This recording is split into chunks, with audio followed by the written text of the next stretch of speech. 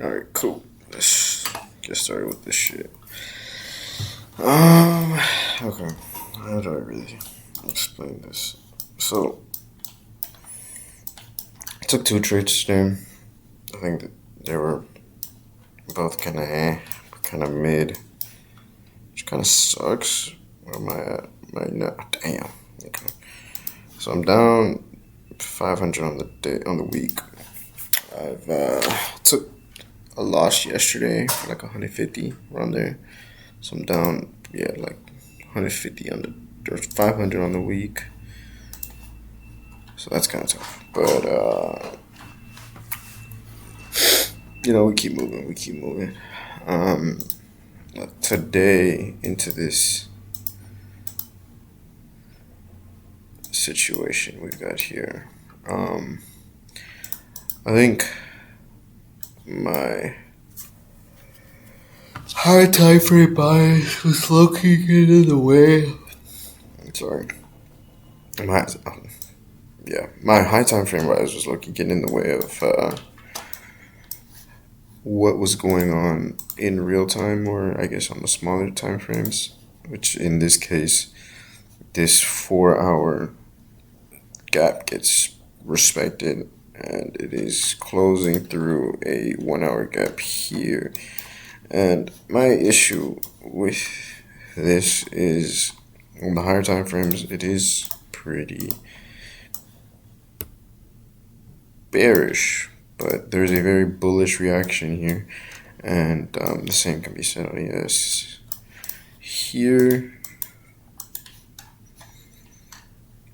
I think it's basically the same kind of structure. Yeah, only there's a different 4 hour gap, but still, nonetheless, I guess it's also another reason why this probably failed, because it took out a different gap, different gap on ES.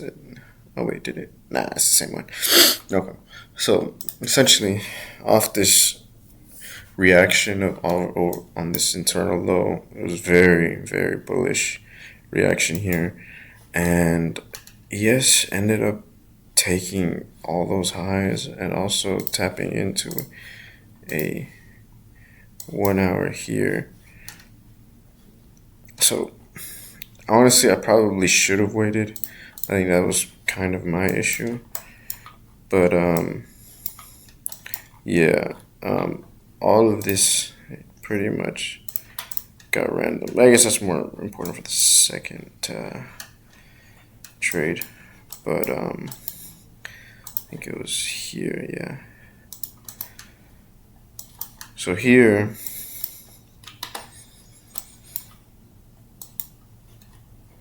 this high ends up getting hit by ES, and NQ doesn't, at least not yet. And so, yeah, or is this the same high? I don't know what it is.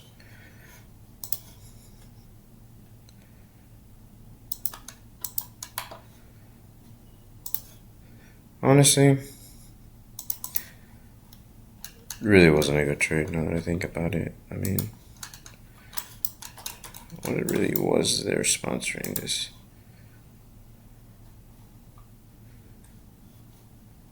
It's still 1 hour, yeah.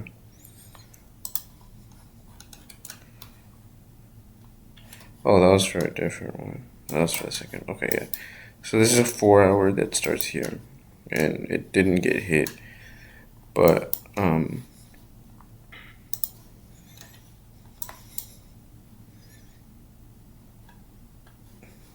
wait, hold on. I'm starting to confuse myself now. What the hell? This line here goes to this 30-minute and this 1 hour. Okay, yeah. So this high is taken out on ES, and that's analogous or comparable to this high here. And I just assumed there was an SMT at play here. And so what my first reaction was to short it, because there is this 30-second inverse and then this 30-second change of state delivery with very good momentum. So to me, it just seemed like a very, very good trade. Obviously, if this high would have gotten taken, it would have looked a lot better, but I just assumed that because ES took out that high, didn't need to. As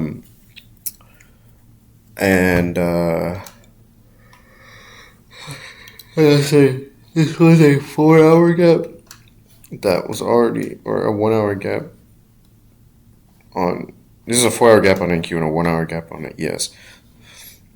And then off of that, there's also a 1 minute, or I guess, yeah. So I lost that, I don't think I lost for like 200 or something like that. And, what's it called? Then price goes deeper into this 4-hour. I think taking out, yeah. Price then retraces deeper into this 4-hour. And ES ends up taking another high, another pretty important high here, which is this daily high. Was that the one that I'm looking at? I think so, yeah. It ends up taking this daily high. And so I think because of that, I'm leaning a lot more bearish still until proven wrong. Or I guess I was proven wrong, but I just assumed that because it didn't take those highs, I was at a loss. But I don't know. I guess you can make arguments for more, but I'll get into what the trading community is saying really happened.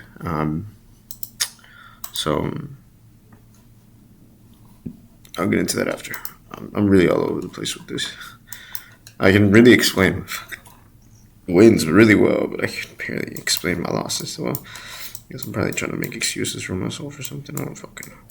But, damn. I was actually thinking about taking this long. That's tough. It tapped into this 5 minute. Oh, wait. Was I? Bro, what am I doing? What am I talking about?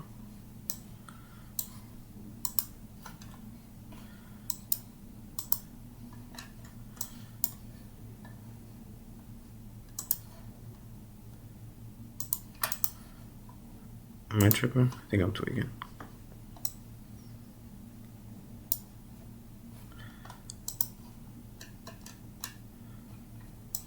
Yeah, I'm tweaking. I don't know what I'm talking about. I was all the charge for like 30 minutes dealing with this loss. Either way. Yeah. Either way.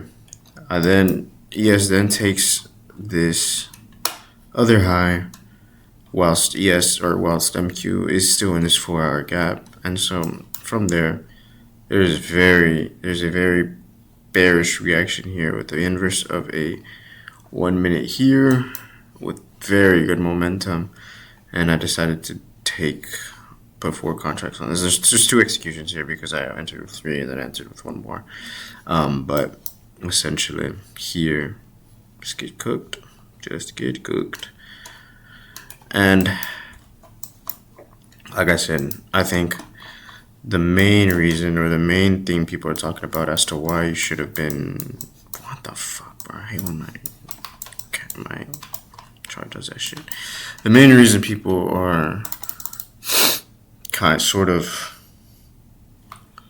saying that this should have been, you should have been bullish coming into the day is this 4-hour rejection block. My issue with this is that it's already gotten swept out twice. Here one, here a second time, and now a third time here. And I guess you could make the argument that it very much respected it, but like it's still trending lower. And I think even on the higher time frames, it is very much bearish. On the lower time frames, it is still relatively bearish. I think I guess the one caveat is this 1 hour bullish reaction, and obviously the inverse of this 1 hour gap here, because I mean, when I took it, it was pretty high up. So I guess that's the thing, is people are saying that this bullish momentum should not have been ignored, and you should take into account this bullish momentum without really taking into account the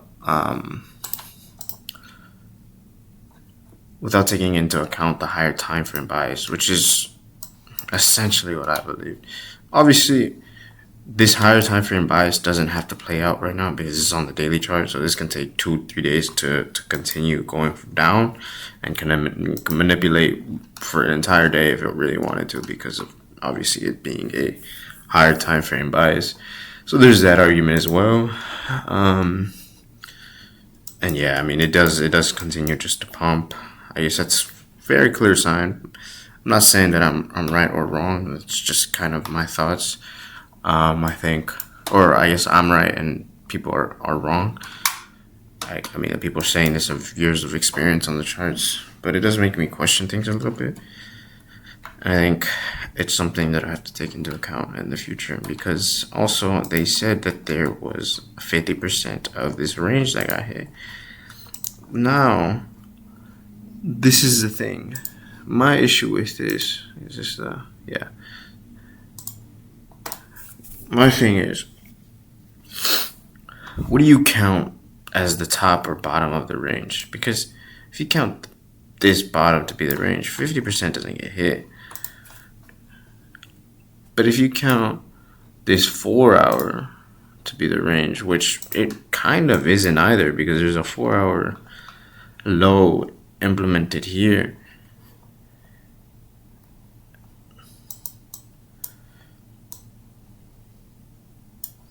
That taps into this 4 hour gap. So how can you really claim that this is a range that needs to be balanced? It seems like, well, this range didn't get balanced. This range, or this leg didn't get balanced. Or this range didn't get balanced. This range obviously got destroyed. And that is my point. My point is that this range got destroyed. Or this leg got destroyed and will continue going lower. Did it respect? Of course, yes. You can see that by the chart here.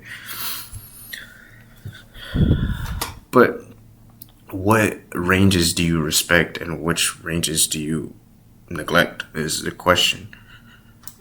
Or I guess the question that I have to ask myself, because obviously it does tap into this 50% point, because this is the range that most people are marking. Okay, I think off the ranges that get respect, or the ranges that don't get balanced, you continue to claim into the next range, I guess, into the next leg, because this leg here is essentially, a range.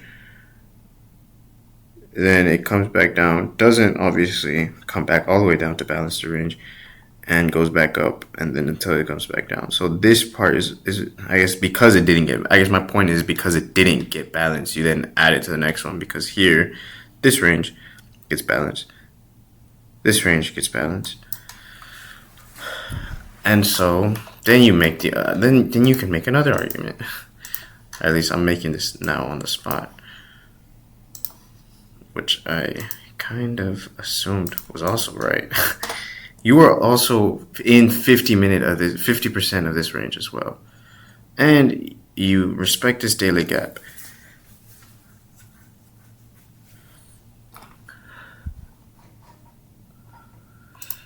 And I guess because it is on such a higher time frame, such a much higher time frame, you can make the argument that it's not really worth taking that in as a confluence.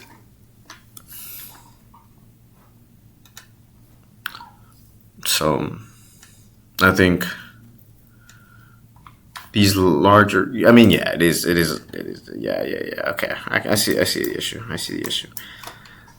This is too big of a range to really take it as a bias or take it as a confluence that you're day trading with, because you're day trading on 5 minute, 3 minute, 1 minute time frames. So a range that is being balanced. A 7 day, what is this? 1, 2, 3, 4, 5 range that, or I guess 4 day range that that needs to get balanced will take longer, probably around the same time, to see any real trend. Because I guess here, this is where things start to determine whether or not you want to be bearish or you want to be bullish. It is right here where you would want to be bearish if price comes down, I guess, and it is up here if you want price to be bullish. So using that logic, hold on, yeah, you can go right here.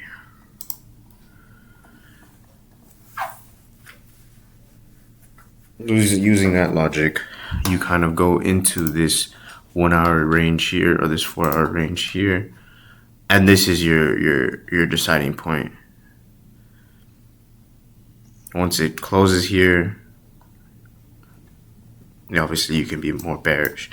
It doesn't. That's why there's a lot of momentum going up. This 4 hour gets inversed. This 1 hour gets inversed here. So you're sort of fighting against the trend. I can see that. That is okay. Yeah, I guess I do need to figure that out a little bit. But I think this is a good video, at least for me, to explain these things to myself and try and make progress in different ways. But yeah, I guess that's the video. See ya.